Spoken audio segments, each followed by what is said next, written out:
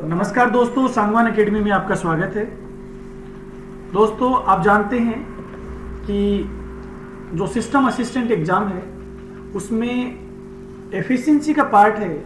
उस एफिशिएंसी में MS word और एमएस एक्सेल दोनों की एफिशिएंसी होनी है।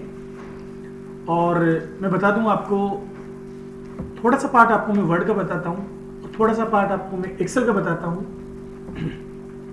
किस प्रकार के क्वेश्चंस पूछे जाते हैं। और जिन बच्चों को थोड़ा बहुत वर्ड एक्सेल आता है वो प्रैक्टिकली के अकॉर्डिंग आता है, अच्छी बात है। लेकिन जो एग्जाम में पूछे जाते हैं वो बड़े ही टिपिकल क्वेश्चन पूछे जाते हैं। फॉर एग्जाम्पल, जैसे मैं बात करता हूँ, जैसे हम एमएस वर्ड की बात करते हैं। एमएस वर्ड में आप देखेंगे, एमएस वर्ड में आप देखेंगे कि जैसे कोई पैराग्राफ आपके सामने दिया हुआ है और आपको कहा जाए कि प्रथम पैराग्राफ को बोल्ड कीजिए, तो आप यहां से बोल्ड करेंगे। प्रथम पैराग्राफ की साथ ही कहा जाए, बोल्ड करने के बाद कहा जाए कि इसमें जो लाइन स्पेस है वो 2.5 कीजिए, तो आप क्या करेंगे? फिर लाइन स्पेस के लिए लाइन स्पेसिंग में जाते हैं, यहां पर आपको 2.5 मिलेगा। अगला क्वेश्चन देखिए, सेकंड पैराग्राफ यानी द्वितीय पैराग्राफ के लिए कहा जाता है कि द्वितीय पैराग्राफ की को हाईलाइट कीजिए। तो अब हाईलाइट कुछ लोग यहां से हाईलाइट करते हैं, यहां से हाईलाइट नहीं करना है। हाईलाइटर हमेशा आपको फ़ॉन्ट डायलॉग बॉक्स में मिलता है, तो यहां से आप इसको हाईलाइट करेंगे।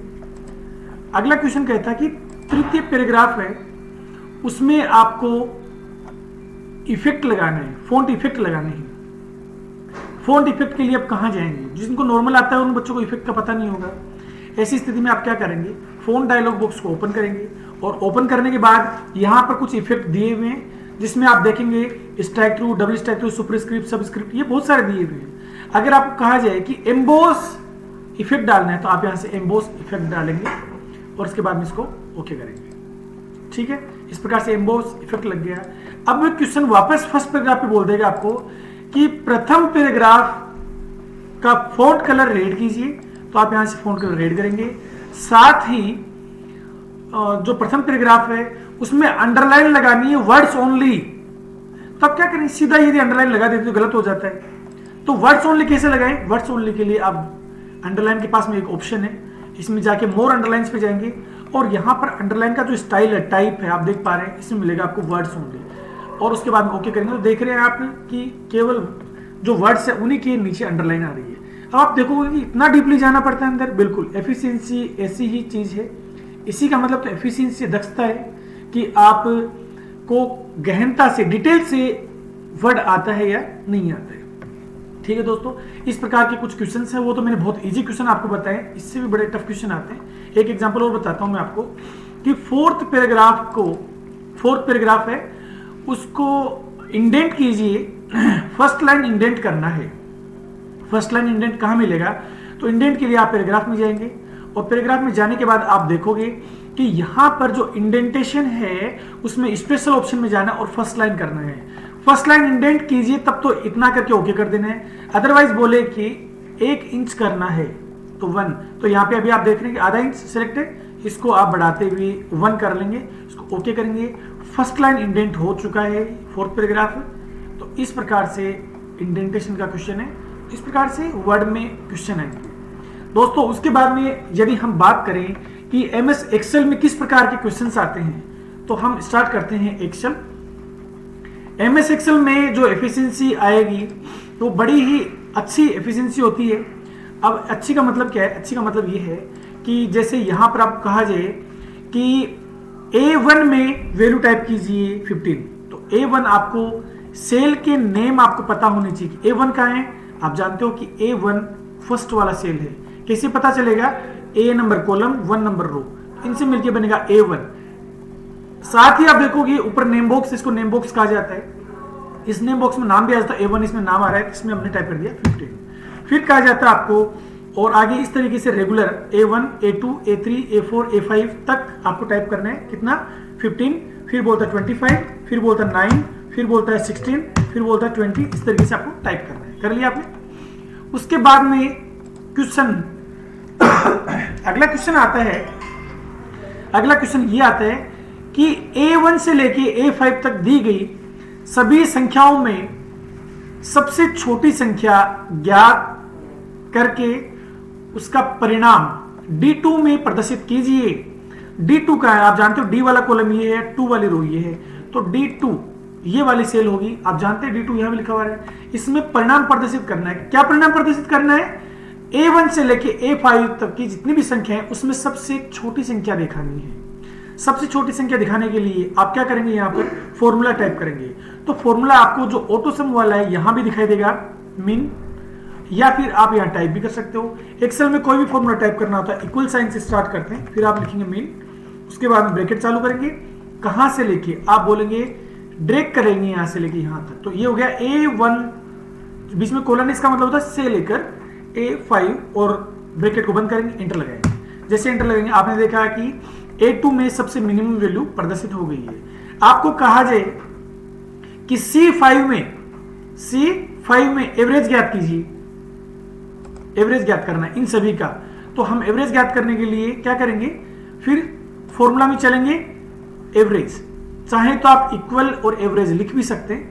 एवरेज लिखेंगे तो ये बोलेगा किसका एवरेज ज्ञात करना है, हम संख्याएं लिखेंगे इनका एवरेज ज्ञात करना है और एंटर प्रेस करेंगे तो यहां पर आप देख रहे हैं इन सभी संख्याओं का एवरेज है वो 70 आ चुका है। ठीक है, इस प्रकार से आपसे फॉर्मूले पुट करवाएगा।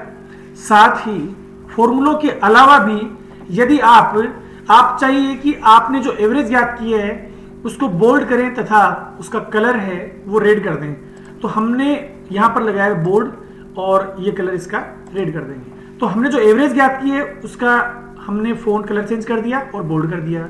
साथ ही कहा जाए कि जो आपने मिनिमम वैल्यू ज्ञात करी थी उस सेल में ग्रीन कलर फिल कीजिए या येलो कलर फिल कीजिए।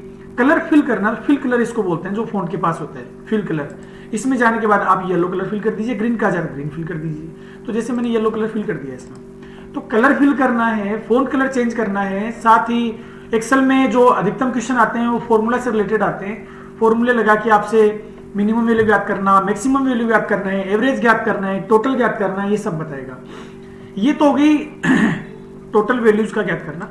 अगर आपको कहा जाए A2 और A4 दोनों को जोड़ना है तो अब क्या करें उसके लिए हम जैसे इक्वल साइन लगाएंगे, A2 पे क्लिक करेंगे, ये A2 फिर प्लस A4 ऐसे प्रेस करेंगे, फिर एंटर लगाएंगे तो देखो A2 और A4 जुड़ गए दोनों। ठीक है, तो किस प्रकार से एक्सेल में अलग अलग सेल पर फॉर्मूले लगाए जाते हैं और किस प्रकार से एक साथ दी हुई सेल जिसको हम रेंज बोलते हैं, रेंज वाइज फॉर्मूले कैसे लगाने हैं, ये सारी जो बातें हैं ये एफिशिएंसी का पार्ट है।